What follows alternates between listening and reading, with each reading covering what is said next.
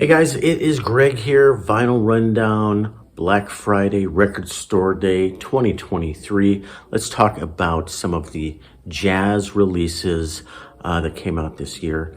And I'm only going to talk about the ones that I've actually heard and listened to all the way through. And I'm only going to talk about ones that I actually received as review copies. And guess what? I'm probably the only reviewer on YouTube that actually discloses when they receive review copies, because it is the ethical and legal thing to do. So let's get started. Behind me, by the way, and we're recording in the listening room, not the music room for once. Usually I record different rooms where, all the IKEA shelves, but since nobody's home today, I'm going to try this out and just see how it works out. It's a nice clean room. It's our living room, and I've thrown some Bill Evans on the big TV there, and actually, we'll get to that. We'll get to the Bill Evans, okay? And if a stupid ad comes on YouTube, I'm gonna, just tell me and I'll turn it off. All these records were sent to me by the good folks that Zev Feldman works with on the 2 or 3 different labels he works with, so I'll get into that as I go through these. First one on the list is Cal Tjader. Cal Tjader, Catch the Groove. Cal Tjader was a vibraphonist associated with the Fantasy label in San Francisco, also heavily associated with the Latin jazz movement.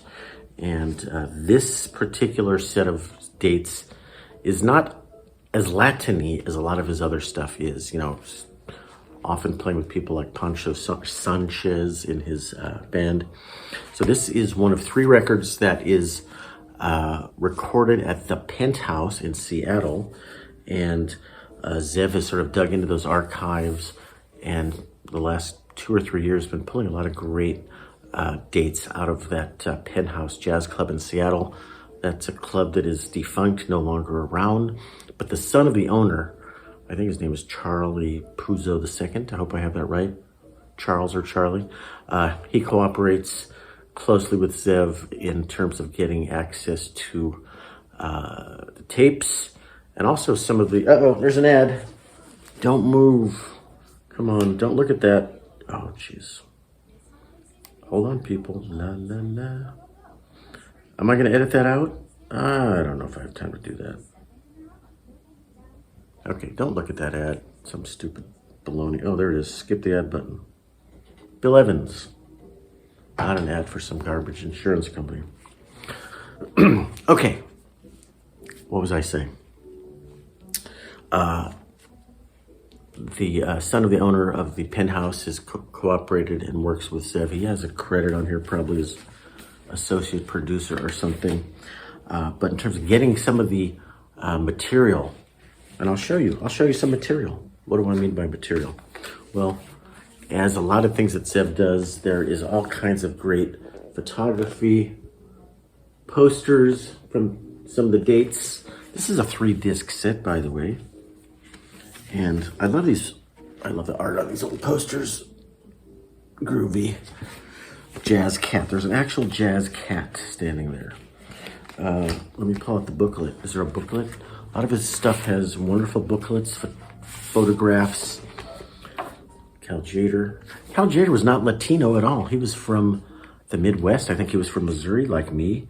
And he, I think he is of like Norwegian descent or something like that. But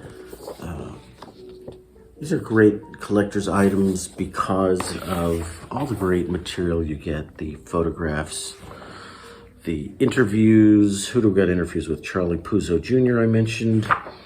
Blum, blum, blum.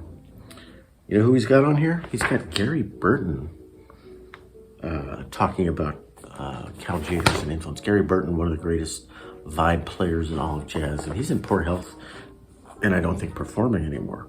Pancho Sanchez, Eddie Palmieri. I have not read some of the stuff. Terry Gibbs. Like there's like 80% of the great vibraphonists in jazz all in one fell swoop in terms of Cal plus people that influenced him or he was influenced by. There's a lot of tunes on here that I don't know. Some I do know. Take the A Train, Green Dolphin Street, Shadow of Your Smile, Bags Groove by Milt Jackson. I think this was recorded at more than one place. Let me just double check the press release. Only us reviewers get these special press releases, by the way. It's a piece of paper. Big deal, Greg. Yeah, but I'm reading it. 1963 to 1967, 3-disc set. Interviews with the people I told you about. This is on the Jazz Detective imprint right there. And this is a numbered set of 2,500. Jazz Detective, Deep Digs, and Elemental Records. I should note that I did interview Zev and talked about these releases about a week ago. And go watch that for his take on things. But now that I got 2 more discs since I interviewed him, I thought, well, I might as well show these discs, including, I don't know what order I got these. I think I got like 4 different shipments to get 5 records. What was I going to say? Mastered by Bernie Grunman, Hollywood. Penthouse. Yeah, okay. This is all Penthouse. The Penthouse. Great artwork. Love the artwork on these. Heavy. 380 grams. That's like, is that a pound of records? That's like a pound of records, man. Okay, and I listened to that. I like Cal Tjader. I have some of his stuff. Literally just like a month ago, I was thinking I should have more Cal Tjader. And I was listening to a CD of Cal Tjader's, one of those essential compilation things, going, this is really cool. This is like 50s cocktail-y, just the vibe. And I love the sound quality. I'm not saying it's audiophile, but the sound of this live club stuff, where you get a lot of the club ambience. And I'll get more into that as we go on. Another one from the Penthouse is the greatest of the greats. Come on, how about Wes Montgomery with the Wynton Kelly Trio? Maximum Swing, the unissued 65 half-note recordings. So, live at the half note, not the Penthouse, the half note. Let me double check something.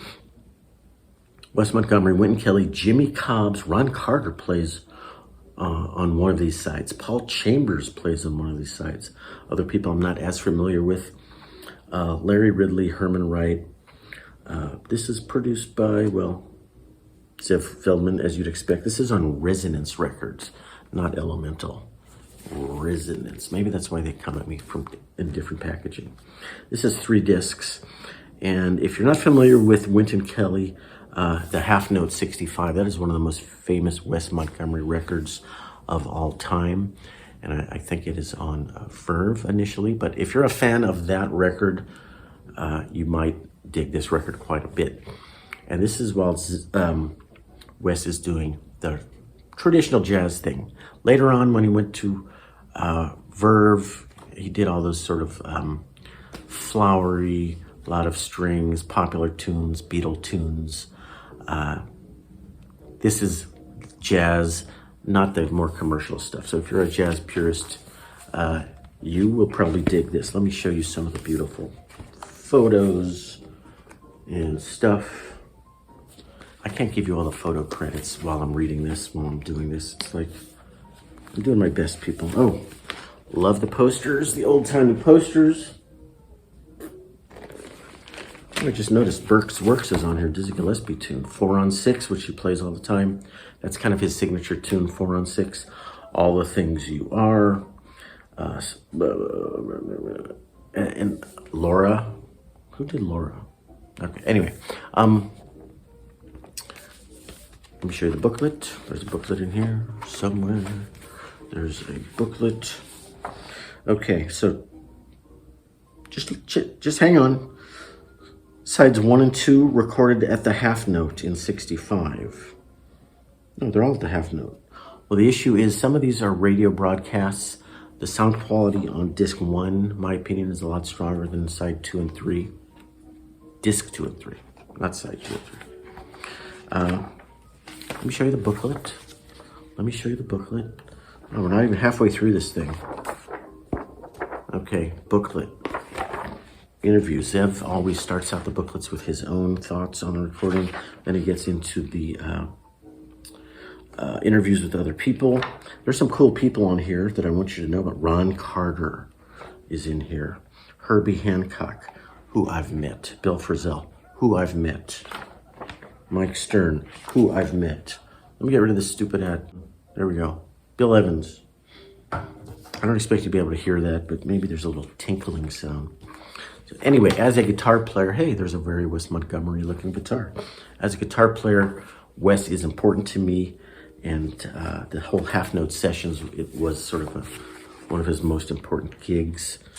And 3 guitar players that I love are on here. 2. Bill Frisell and Mike Stern, who I mentioned, who I both met. So what, Greg? You're dropping names again.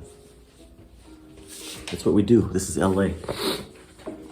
Okay, back to the Penthouse. Ahmad Jamal.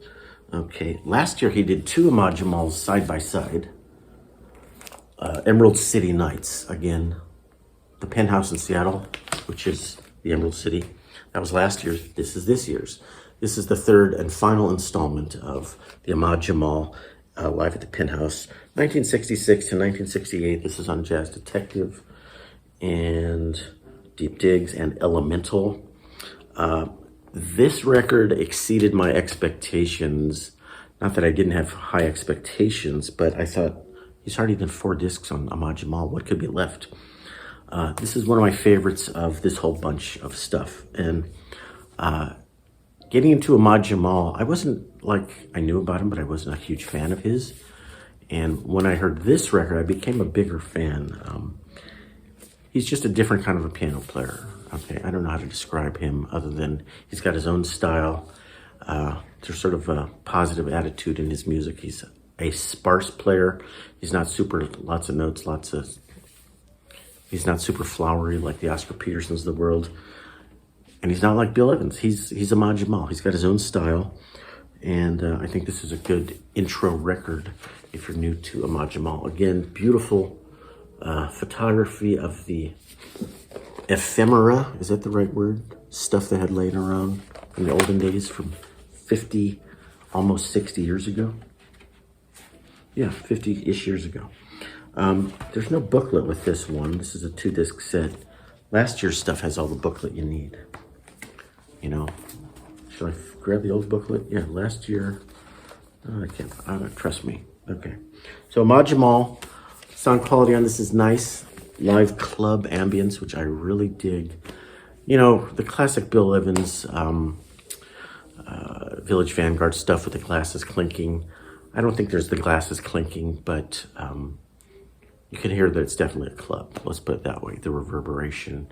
Like this is a live gig, and if you have a nice stereo system that throws a bit of a sound stage, you get that I'm in a club feeling. Okay, Ahmad Jamal. Let's move on. Let's get through these quick. I'm going to save the best for last, so there's more. Yeah, Bill Evans is going to be the final, but we're not there yet. We're not to Bill Evans yet. This is Les McCann. Les McCann, never a dull moment, live from coast to coast. Coast to coast. Well, some of this is West Coast, Penthouse in Seattle, and some of this is, I think, Village Vanguard. I'm going to read the press release just to double check that I got that right. Triple LP by Resonance Records. Essays by Quincy Jones, Roberta Flack, Bonnie Raitt, Monty Alexander. I didn't even know that till just now. Let's see. A couple of weeks ago, September 23rd, would have been the 88th birthday of Les McCann. He is still alive. He cooperated and worked with Zev on the creation of this stuff. One of the most revered and influential figures in soul jazz. Okay, so this is soul jazz, which is, hey, it's soul jazz. There are elements of sort of boogie woogie and blues and soul. It's not all straight ahead heavy duty jazz. So it is more accessible. If you're brand new to jazz, this might be one of the most accessible records in this package because it's a bit of a crossover. And if we look at some of the tunes, let's see if there are any tunes that point that out. Night in Tunisia, no, that's a jazz tune. There Will Never Be Another You, no, that's a jazz tune. Blue and Boogie, Love for Sale, Going Out of My Head, and Sunny. So those are kind of 60s pop tunes. Pop, soul, blues, jazzy. Like the sound quality of this, again, similar club ambience. This is one of my lesser favorites of the bunch musically because I'm more into just straight ahead jazz, okay? And yet I've probably plenty of pop jazz, but beautiful packaging and beautiful book and interviews and Les McCann, blah, blah, blah. Les McCann took a real left turn in his career later and got into sort of more modal, spiritual, laying out jazz. You know, what is that famous record of his called? You guys know the one I'm talking about. Something Impression, something like that. Let me just take a quick look. Okay, so Les McCann, another 3-disc set. Oh, I forgot to show you the innards. The innards. Beautiful artwork, as always. Never a dull moment. Triples. These triples are hard to deal with. They're massive. How do you photograph something like this? I don't know. You just run with it. Okay. Best for last. Also a record that exceeded my expectations quite a bit is, guess what? Bill Evans. This just came to me on Wednesday, and I'm recording this on Friday. Bill Evans' Tales from Copenhagen, 1964. Numbered set out of 5,000 on Elemental Records. And Chuck Israels on bass, Larry Bunker on drums. This is really standard Bill Evans fare for the most part, but there's a couple of interesting tunes here that you haven't heard before. So Waltz for Debbie. Okay, Waltz for Debbie. Okay, one of Bill Evans' best, greatest tunes of all time. And the definitive recording is the Live at the Village Vanguard stuff, right? He had a studio version of Waltz for Debbie that's not that great. It's only like 2.5 minutes. So if you've heard the live versions of the Village Vanguard over and over and over, and you want something new, it is on here. First song on side A. And so this is like maybe my second favorite version of Waltz for Debbie. Better than the studio version, which is, it feels like the studio version, the tune was sort of still, oh, there's a book. Yeah, of course there's a book. Anyway, How My Heart Sings, another great tune. And Round Midnight by Thelonious Monk. I don't think I've ever heard Bill Evans do that. So that's a treat to have Bill do a tune like that you haven't heard. And there's another tune on here he's never recorded other than this. I think it's on the hype sticker. Don't make us read it, Greg. Why don't you read it to us? I don't know what time it is. Evans' only known recording of that tune. And I don't really know that tune, but enjoyed this quite a bit. This is the 11th Bill Evans that Zev Feldman has done in cooperation with the Bill Evans Estate. And, oh, this is recorded, obviously, in Copenhagen. This is recorded in more of a concert hall, so you don't have the small, tight club ambience. You have a lot of thunderous audience applause in between tunes, but it's not a club. The audience is perfectly silent.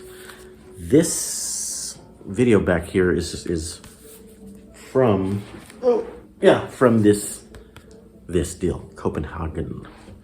So I don't know if it's the exact recording, but it's either the rehearsal to or the recording of, or one of the two. There are some repeats on here. My Foolish Heart is on here twice. How My Heart Sings, Sweet and Lovely, 5. So there's a lot of repeat from side A and side B, but it's jazz, you know. It's going to be, the solos are going to be completely different. And, you know, it doesn't bother me like it would on a pop record. Okay, guys, we're about ready to wrap up. Can I get all of these in a shot at once? Oh my goodness. Oh, it's massive. This is a lot of freaking vinyl here, guys. Bill Evans. Bill Evans, that's a 1-disc set. Les McCann, 3-disc set. Ahmad Jamal, 2-disc set. Cal Tjader, 3-disc set. Is that everything? Is that 5 records?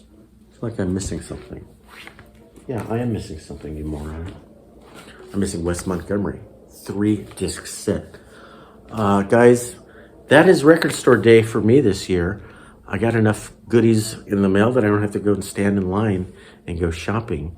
But interested to hear how you guys did for Record Store Day. Did you pick up any of this stuff? There's other jazz out there, even by these labels. There's a Chet Baker. Anyway, what else did you guys pick up on Record Store Day? Have you heard any of these? What else do you recommend? And what do you think of this setup versus the vinyl room? No one probably cares. But thanks for watching, guys. Have a good holiday. Catch you soon.